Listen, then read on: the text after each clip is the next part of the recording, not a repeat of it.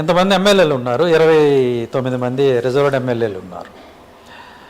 మొన్న residential schools అన్యాయంగా అర్ధాంతరంగా విద్యా సంవత్సరం మధ్యలో 3 రెసిడెన్షియల్ స్కూల్స్ మూసేశారు. కోట, నెల్లూరు జిల్లా కోటలో, అలాగే తాడికొండ గుంటూరు జిల్లాలో, అట్లానే మేఘాద్రిగడ్డ విశాఖపట్నంలో నేను రేపు వెళ్తున్నా. ఈ 3 చోట్ల మూసేస్తే 2000 మంది విద్యార్థుల్ని పక్కనే ఉన్నటువంటి వేరే గురుకుల పాఠశాలకి అక్రమంగా తరలించారు. సో దాంతో ఒక క్లాసు రూమ్లో 100 మంది కూర్చోవలసిన పరిస్థితి, ఒక వాష్రూమ్కి, ఒక టాయిలెట్కి 60-70 మంది వెళ్ళాల్సిన పరిస్థితి. అంటే పొద్దున్నే లేచి 70 మంది ఆ టాయిలెట్ యూజ్ చేసుకుని అప్పుడు స్కూల్కి వెళ్ళాలంటే ఎంత పొద్దున్నే లేగాలి? వాళ్ళకి పడుకోవడానికి ప్లేస్ లేదు. కొత్త విద్యార్థులు రావడంతో బల్లలు సరిపోక కొత్త విద్యార్థులు కింద, పాత విద్యార్థులు పైన కూర్చుంటున్నారు. దీనివల్ల కొత్త విద్యార్థులే కాదు, పాత విద్యార్థులు కూడా వాళ్ళ రిసోర్సెస్ మీద లోడ్ పెరిగి వీళ్ళు 2000, వాళ్ళు 2000, 4000 మంది పిల్లల జీవితాలు ఇబ్బంది పడుతున్నాయి, నాశనం అయిపోతున్నాయి. ఒక్క ఎమ్మెల్యే మాట్లాడాడండి, పాశం సునీల్ కుమార్ మాట్లాడాడు. నేను కోటా వెళ్ళి నేను కోటా వెళ్ళి అక్కడ ఒక రోజంతా ఉండి అక్కడ ధర్నా చేసి ఆ ఇష్యూ రైజ్ చేశాను. ఆయన ఒక్కడు ధైర్యంగా ముందుకు వచ్చి మాట్లాడాడు. మరి మిగతా వాళ్ళు ఏమైపోయారండి? 29 మంది మాట్లాడచ్చు కదా ఇష్యూ, ఓన్లీ ఆయన ఎందుకు మాట్లాడాలి? అంటే రిజర్వ్డ్ విషయ పరిజ్ఞానం ఉందండి, చదువుకున్న వాళ్ళు ఉన్నారు, వాళ్ళకి నోరు విప్పే స్వాతంత్ర్యం లేదు. రిజర్వ్డ్ సీట్లో నెగ్గిన వాడు నోరు తెరవలేడు, ఎంపీ కానీ ఎమ్మెల్యే కానీ. మీరు ఎక్కడైనా చూడండి, మొత్తం పార్లమెంట్ రికార్డులు తీయండి. మరి రాజకీయ చైతన్యం అనేది ఎప్పటికి వస్తుంది సార్? నేను చెప్తాను. ఇది ఈ రిజర్వ్డ్ కోటాలో ఎంపికైన ఎమ్మెల్యేలు, ఎంపీల జాతకం, చరిత్ర తీయండి. వీళ్ళు పార్లమెంట్లో లెగిసి ఎంతసేపు మాట్లాడారు, అందులో దళిత క్వశ్చన్ ఏంటి, దళితులకు సంబంధించిన ఏ ఇష్యూ ఎంతసేపు మాట్లాడారు, రికార్డు తీసి చూపించమండి. ఎందుకు SC/ST సప్లైలు యూటిలైజేషన్ జరగట్లేదు? దాని మీద క్వశ్చన్ ఇవ్వాలి కదా. దేని గురించి మాట్లాడరండి, దేని గురించి మాట్లాడలేరు. వాళ్ళ యజమాని చెప్తాడు. మన రాష్ట్రంలో 2 ప్రైవేట్ లిమిటెడ్ కంపెనీస్ లాంటి పార్టీలు ఉన్నాయి. ఒకటి Chowdary Kamma private limited company party Telugudesam, ఇంకోటి Reddy private limited company YSRCP. మరి నా ఎస్సీలు నా బీసీలు అన్నాడు ఆయన. ఇది బీసీ పునాదుల మీద ఏర్పడిన పార్టీ అంటారు.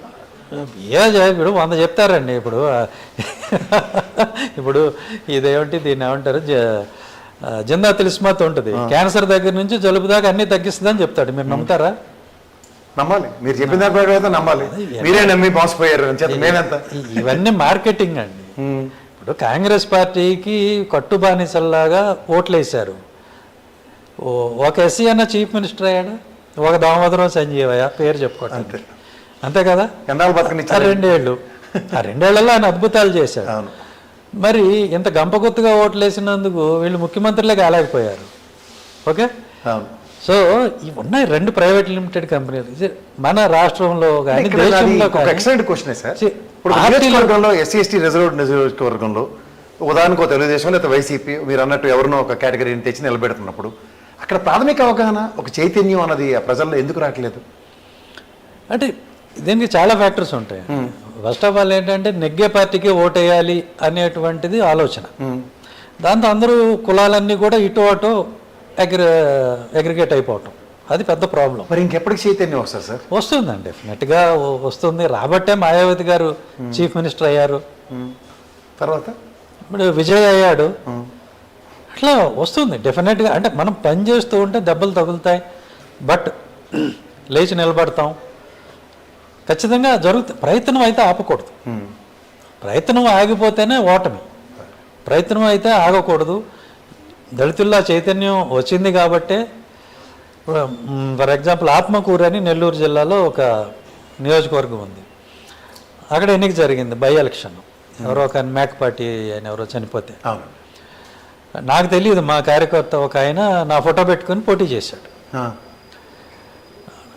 నాకు తెలియదు, నాకు ఆయన ఇన్ఫార్మ్ చేయలేదు, నన్ను పిలవలేదు. నేను అప్పుడు ఇంకా సర్వీస్లో ఉన్నాను కాబట్టి ఎందుకులే అన్నని ఇబ్బంది పెట్టడం అని ఆయన నిలబడ్డాడు.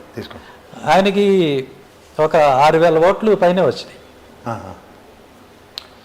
సో చాలా మంది కన్నా బెటర్, చాలా మంది కన్నా బెటర్. ఆయనకి 5000 వచ్చినాయి. ఒక కాలర్ ఉన్నాడు సార్, కాలర్ తీసుకో. ఏమండి సార్?